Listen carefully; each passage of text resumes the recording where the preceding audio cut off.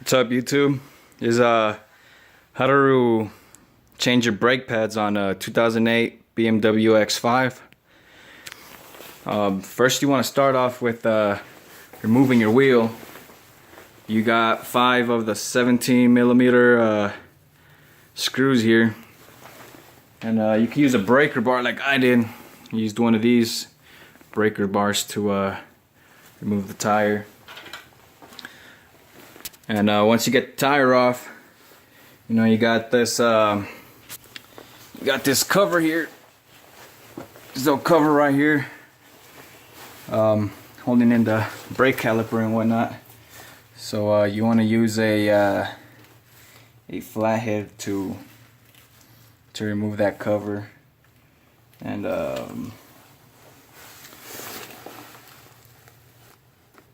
after you get that cover removed, you have two 7mm Allen head bolts on the back. So, you know, I already kind of pried this cover off, but you know, you just kind of want to use your screw bar and just kind of pry it out this way. Got 2 little hooks here, and it kind of hooks in here. So you'll want to remove that cover. Looks like this. You know, you got your 2 pins in the back, and you got these 2 hinges back here holding it in.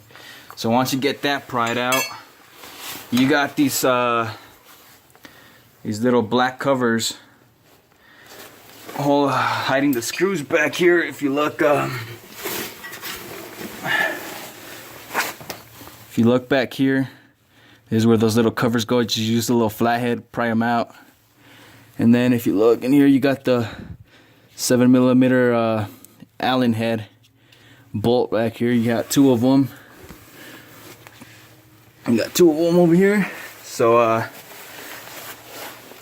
that's one of these guys right here. You know, so you'll want to remove those. This is the passenger side as well. So this one doesn't have the sensor on this side. It's on the driver's side where you got the sensor. So on the other side, if you got the sensor, you know, it'll be coming out through here, from the caliper, and it'll be hooked on this brake bleeder right here, and it'll come back around, and you'll have a little box like this on the other side. You just pop this open, you know, pop that open, disconnect the sensor, and then you can remove it. But on this side, you don't got no sensor, so you ain't got to worry about no sensor on the passenger side. So like I said, just remove those two bolts in the back. And once you remove the bolts in the back and you remove that cover, then you could just remove the caliper. So sorry for the shitty quality here. I'm using my S7, so it's not that clear, but I'll get that off and then I'll show you guys what to do after. So I'll cut you guys back on. Alright, so these are the bolts that hold the caliper in place. Little short ones like this. So like I said, it's just a 7mm Allen head. You got 2 of them. Unscrew them, pull them right out. And then what you want to do next is you'll want to grab a flathead. I'm using a regular flathead, and you'll kind of want to stick this in between. Trying to get a good angle here. You want to stick this in between and kind of pry out the caliper. It'll be on there because of the pistons, but you kind of want to pry that out a little bit. Kind of play with it. Just take it out. Right, as you can see, this one's in there.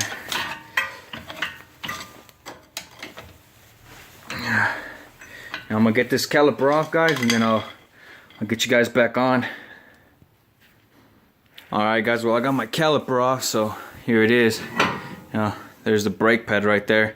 And I recommend before you remove the brake pad, you'll want to use something like maybe like a giant C-clamp. You know, I got me one of these right here. What you want to do is you'll want to put this here, and you're gonna want to push the piston back. So luckily, you know, some of the X5s have a double piston. This one only got one piston, so I'm gonna push this back real quick. I'm gonna set this up and I'm gonna cut you guys back on again. Alright guys, this is how it is. You wanna get that on there. Maybe like in the center, you'll wanna have it in the center. Mine's not in the center, but point is, you know, you'll screw it in and it'll start pushing that that piston back. I don't know if you guys can really see or not. Shit ass battery's already dying on here, so but if you guys can see, it's already starting to push that piston back in place. So I'm gonna push it back in, remove the brakes, and then I'll cut you guys back on. Alright guys, so I got that piston pushed back in. As you can see, it's nice and flush in there. I also removed the brake pad, the old brake pad on there. As you can see, it's only held in by 3 clips in there.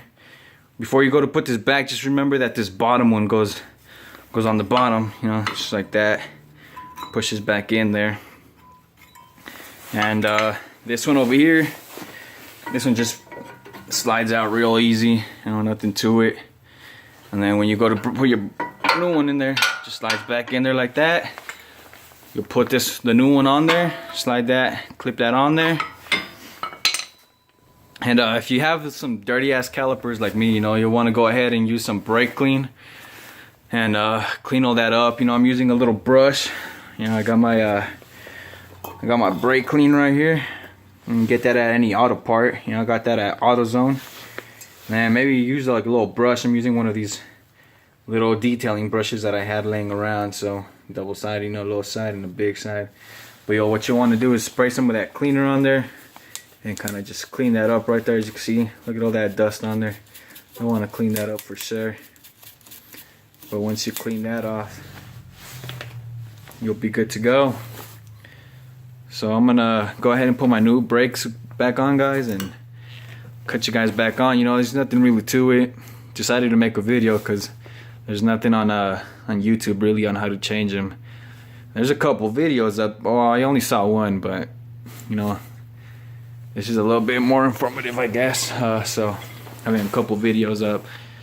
But once you guys are changing this, you know, you want to grab something. I'm gonna use one of those jack stands and place it here so it can hold my caliper. You'll really want to do that. You just don't want to have it laying up there like that. So use something to kind of hold it there while you work on your brakes and clean everything up. And then that's about it, guys. So I'm gonna go ahead and do that, and then I'll cut you guys back on again for the last time. I think after this, put my brakes back on. Well, I'll clean all of that off, put my brakes on, and then I'll cut you guys back on once I'm getting ready to button everything back up. And that's about it. So these are all the tools you really need. It's a flathead. You know, you got your 3/4 inch ratchet here, extension, and your 7 mil Allen head right there. And then you'll want to use a 17 mil to remove the tire bolts. You know, I used this little 17 mil socket, half inch extension. Then you got your 1/2 inch ratchet, you know, just to remove them. But first you'll want to break them loose. Like I said, first you want to break them loose with that breaker bar. That's what I did. These are them bolts that hold the tire in.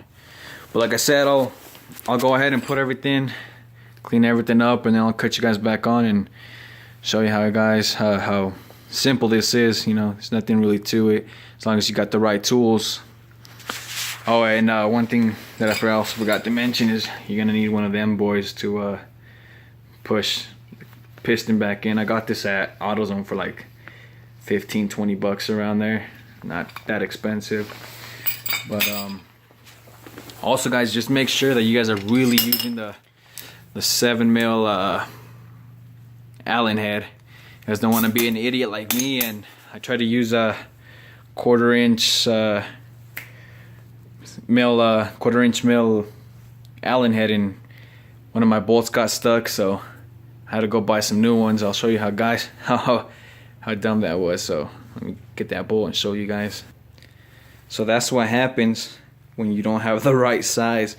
I try to use come on, focus camera, 1/4 inch socket there, and fortunately the bolt got stuck with the whole thing. Try to use a couple pliers to pull it out. None of that was breaking it loose. So just make sure you guys got that 7mm Allen head for sure. You guys will be good. You know, luckily my store had these in stock. Not too pricey, were $5, but save yourself $5 and use the right tools, guys.